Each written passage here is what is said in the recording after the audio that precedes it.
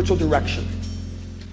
What I mean by spiritual direction is meeting with another person or other people specifically for the purpose of receiving input into your life as to how you should position yourself before God. It is true that when we have blind spots, others see them better than we do, particularly if they are someone who is a mature believer or a group of mature believers. The difference, folks, between spiritual direction and counseling is dramatic. I'm not talking about finding a counselor. If you find a counselor, the counselor's job is to help you fix the problem. In spiritual direction, there is no commitment to fix the problem. The commitment is to help you find God in the midst of the problem and transform your life. Now, it could very well be that as your life is being transformed, that the problem gets fixed. I mean, the problem might be precipitated because there's something in you that God needs to work on. But the goal of spiritual direction is not to get at the problem and how we work around the problem so it's no longer a problem. No. It's to experience God in the midst of this problem and see what he would say and how he would begin to transform us.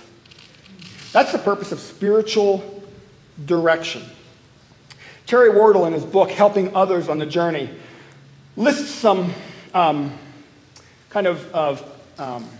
continuums in regarding spiritual direction. He says spiritual direction can be official or unofficial. You could come to me and I could be Pastor Matt doing spiritual direction. Or we could get together and I could just be Matt. And which we would choose would largely depend on you, me, and the issue. You can have formal and informal.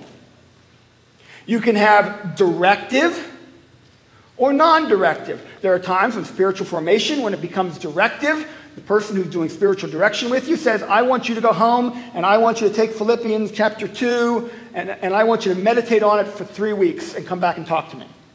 That would be directive. Some people actually love the directive. Usually a good spiritual director, if they find someone who loves the directive kind, will use non-directive. You know? What should I do? Let's go to Jesus and pray about that. What's Jesus saying to you? Do you hear the difference? But again, it's an intentional relationship that is directive, non-directive. It could be scheduled. It could be unscheduled. It could be individual, or it could be group. By the way, just a quick word on this group. Some of our movement in the way we're looking to do cell groups in the future will try to incorporate more of the spiritual direction component so that it's not just cognitive, but it's transformational. It's not just Bible knowledge, but it's actually transformational in my life. And so in a very real sense, the cell groups are looking to be somewhat official, somewhat informal, pretty much non-directive, scheduled, group times of spiritual formation. And then you can also go compensated or uncompensated. There are people that we pay, other people that we don't pay. And all of that can play into what the actual issues are. Now, I share this one hesitantly because I have to be honest, it's hard to find someone who can bring spiritual direction to our life.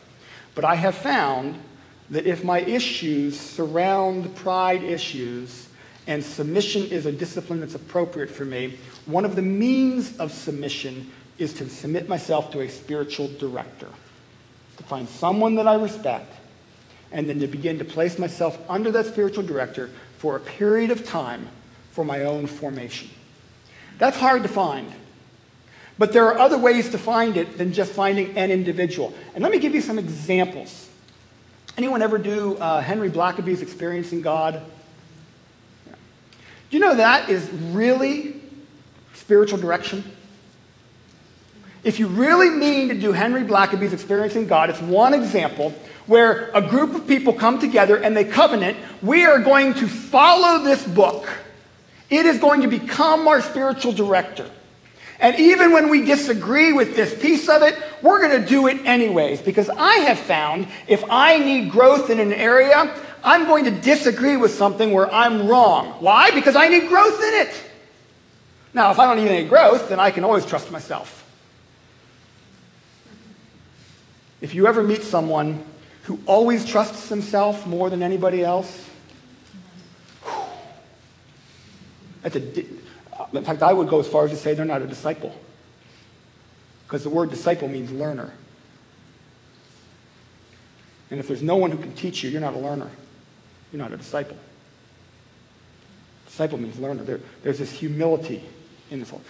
Submitting to that is a great example of placing yourself into spiritual direction for a period of time. We will follow this program. We will, if it says do a prayer walk, I'm going to do a prayer walk. Even if I think a prayer walk's dumb, I'm going to do a prayer walk.